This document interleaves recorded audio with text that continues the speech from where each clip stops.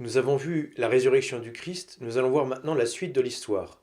La suite de l'histoire ne se trouve pas dans les évangiles, mais dans le livre des Actes des Apôtres. Le livre des Actes des Apôtres, c'est le tome 2 du récit que nous fait Saint Luc. Pour s'en convaincre, il faut lire les prologues de l'Évangile et des Actes des Apôtres, c'est-à-dire les toutes premières phrases d'introduction à ces deux livres.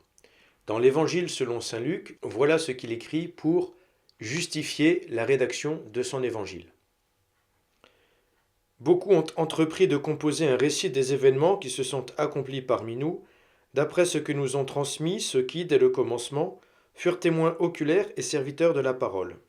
C'est pourquoi j'ai décidé, moi aussi, après avoir recueilli avec précision des informations concernant tout ce qui s'est passé depuis le début, d'écrire pour toi, excellent Théophile, ami de Dieu, un exposé suivi, afin que tu te rendes bien compte de la solidité des enseignements que tu as entendus. Voilà le début de l'Évangile selon saint Luc. Et dans les Actes des Apôtres, nous trouvons comme prologue, comme explication du deuxième tome, introduction, justification de la rédaction. Cher Théophile, ami de Dieu, le même, dans mon premier livre, l'Évangile, j'ai parlé de tout ce que Jésus a fait et enseigné depuis le moment où il commença jusqu'au jour où il fut enlevé au ciel, après avoir par l'Esprit Saint donné ses instructions aux apôtres qu'il avait choisis. C'est à eux qu'il s'est présenté vivant après sa passion. Il leur en a donné bien des preuves, puisque pendant 40 jours, il leur est apparu et leur a parlé du royaume de Dieu. Ainsi, il y a comme un chevauchement des deux livres, c'est-à-dire que, comme je le fais moi-même à l'oral, en introduction, on redit ce que l'on avait dit en fin d'enseignement précédent. C'est-à-dire que en début d'enseignement numéro 2, on redit ce que l'on avait dit en fin d'enseignement numéro 1. Ainsi, la finale de l'évangile selon saint Luc est ceci. Jésus apparaît aux apôtres, puis il leur déclara : Voici les paroles que je vous ai dites quand j'étais encore avec vous. Il faut que s'accomplisse tout ce qui a été écrit à mon sujet dans la loi de Moïse, les prophètes et les psaumes. Entre parenthèses, on retrouve la triple partition des Écritures par les Juifs. La loi, la Torah, la loi de Moïse, les prophètes, livre historique et livre prophétique, et les psaumes, livre de sagesse, psaumes, etc. Ce que les Juifs appellent les Ketuvim. Alors, il ouvrit leur intelligence et la compréhension des Écritures. Il leur dit : Ainsi est-il écrit que le Christ souffrirait, qu'il ressusciterait d'entre les morts le troisième jour, et que la conversion serait proclamée en son nom pour le pardon des péchés à toutes les nations, en commençant par Jérusalem. À vous d'en être les témoins, et moi, je vais envoyer sur vous ce que mon Père a promis.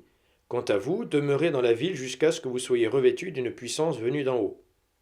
Puis Jésus les emmena au dehors jusque vers Béthanie, et levant les mains, il les bénit. Or, tandis qu'il les bénissait, il se sépara d'eux, et il était emporté au ciel. Ils se prosternèrent devant lui, puis ils retournèrent à Jérusalem en grande joie, et ils étaient sans cesse dans le temple à bénir Dieu. Donc l'évangile, selon saint Luc, se termine par ce que l'on appelle l'ascension, Jésus qui monte au ciel. Ascendo, ça veut dire monter, s'élever. Mais vous voyez que c'est très bref dans l'évangile selon saint Luc, c'est une phrase. Tandis qu'il les bénissait, il se sépara d'eux et il était emporté au ciel. Si nous prenons maintenant le début des Actes des Apôtres, nous allons assister à un petit tuilage, une petite superposition des événements. Ainsi est-il dit au début des Actes des Apôtres. Au cours d'un repas qu'il prenait avec eux, il leur donna l'ordre de ne pas quitter Jérusalem, mais d'y attendre que s'accomplisse la promesse du Père. Il déclara : Cette promesse, vous l'avez entendue de ma bouche. Alors que Jean a baptisé avec l'eau, vous, c'est dans l'Esprit Saint que vous serez baptisés d'ici peu de jours. Baptisés, plongés. Blablabla. Jésus leur dit : Vous allez recevoir une force quand le Saint-Esprit viendra sur vous. Vous serez alors mes témoins à Jérusalem, dans toute la Judée et la Samarie, et jusqu'aux extrémités de la terre. Après ces paroles, tandis que les apôtres le regardaient, il s'éleva, et une nuée vint le soustraire à leurs yeux. Et comme ils fixaient encore le ciel où Jésus s'en allait, voici que devant eux se tenaient deux hommes en vêtements blancs. Ils leur dirent : Galiléens, pourquoi restez-vous là à regarder vers le ciel ? Ce Jésus qui a été enlevé au ciel d'auprès de vous viendra de la même manière que vous l'avez vu s'en aller vers le ciel.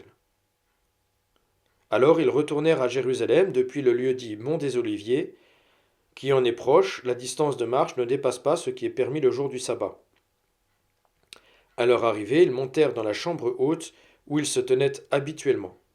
Ce récit, c'est la suite de la vie de Jésus après sa résurrection. Il y a différentes apparitions de Jésus ressuscité, et il est dit que Jésus reste 40 jours avec ses apôtres et avec ses disciples et avec les saintes femmes à les enseigner. Une fois qu'ils ont tout vécu de la vie de Jésus, et notamment assisté à sa mort, ils deviennent les témoins de sa résurrection et Jésus continue de leur faire du catéchisme, continue de leur expliquer ce qu'il a dit, ce qui était prophétisé dans les Écritures le concernant, etc. Pour que, quand il s'en aille pour de bon, si l'on peut dire, tout soit bien établi, tout soit clair dans leur tête. Donc, 40 jours après la résurrection a lieu l'ascension.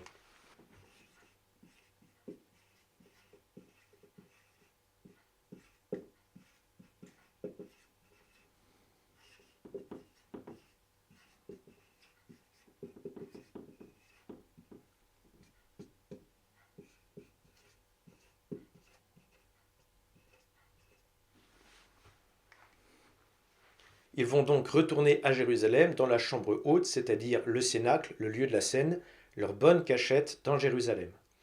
Ils vont procéder au remplacement de Judas, car ils ont bien compris que le chiffre 12 est un chiffre symbolique important que Jésus a posé à la scène. Or Judas, après la scène, a trahi Jésus et l'a regretté, mais n'a pas regretté la peine causée à Dieu. Il a regretté la peine causée à lui-même, ou l'image qu'il avait de lui-même, et il s'est donné la mort, il s'est suicidé. Donc les apôtres ne sont plus que 11, et ils vont prier Dieu pour lui demander qui peut à nouveau porter le numéro 12, si l'on peut parler comme ça, c'est-à-dire remplacer Judas au collège des apôtres. Le critère établi est qu'il faut que ce soit un disciple qui ait assisté à tout depuis le début, c'est-à-dire qui ait participé aux 3 ans de prédication de Jésus. Il se trouve parmi tous les disciples de Jésus 2 candidats, Joseph appelé Barsabas, puis surnommé Justus, et puis Matthias. On prie le Seigneur, on tire au sort, et c'est Matthias qui est désigné par le Seigneur. Il est donc associé aux 11 apôtres. Les apôtres sont à nouveau 12. Figure de la famille spirituelle de Dieu, c'est-à-dire l'Église. Voici le texte. On tira au sort entre eux, et le sort tomba sur Matthias, qui fut donc associé par suffrage aux 11 apôtres. Quand arriva le jour de la Pentecôte, au terme des 50 jours, ils se trouvaient réunis tous ensemble. Donc la Pentecôte, c'est une fête juive qui se situe 50 jours après la Pâque. Penté, en grec, c'est 5, Pentecostes, c'est 50. Nous sommes d'accord pour dire que la résurrection a eu lieu à la Pâque.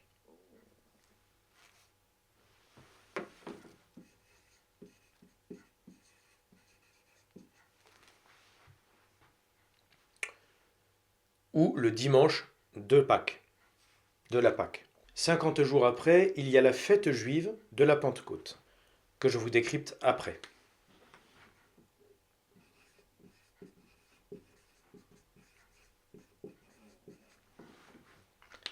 La Pentecôte, c'est 50 jours après la Pâque.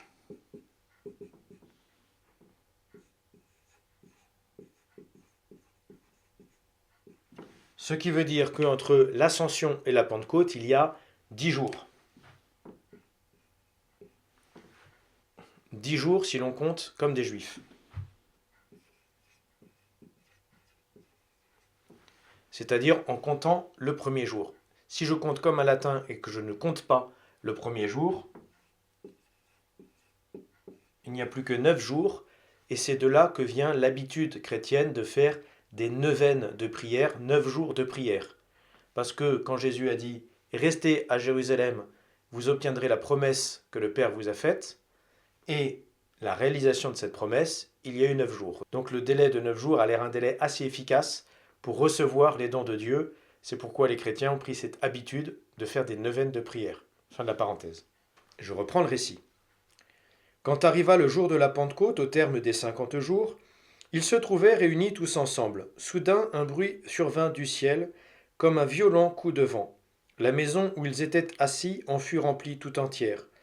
Alors leur apparurent des langues qu'on aurait dites de feu, qui se partageaient, et il s'en posa une sur chacun d'eux.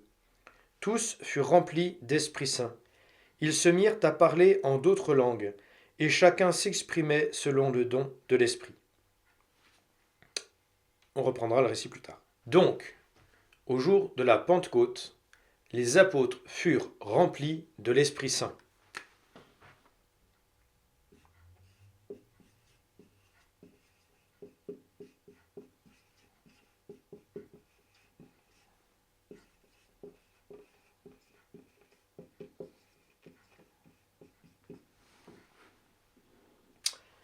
La résurrection, c'est la résurrection de Jésus. L'ascension, c'est l'ascension de Jésus. Et à la Pentecôte, c'est l'Esprit Saint qui entre en scène, si l'on peut dire. La résurrection de Jésus, c'est la manifestation de sa victoire, victoire qu'il a obtenue sur la croix en posant un acte d'amour au nom des hommes avec une délicatesse infinie. Ça, vous le savez.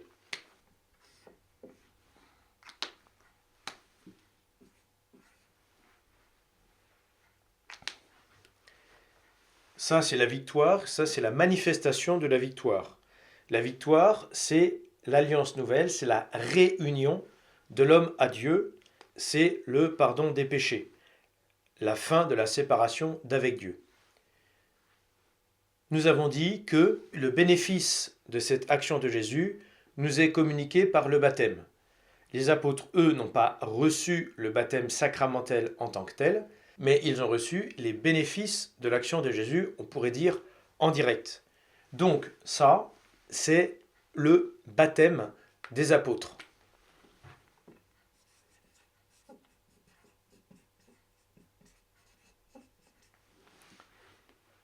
Et nous participons à cela par notre propre baptême. Ici, à la Pentecôte, ça va être la confirmation du baptême des apôtres.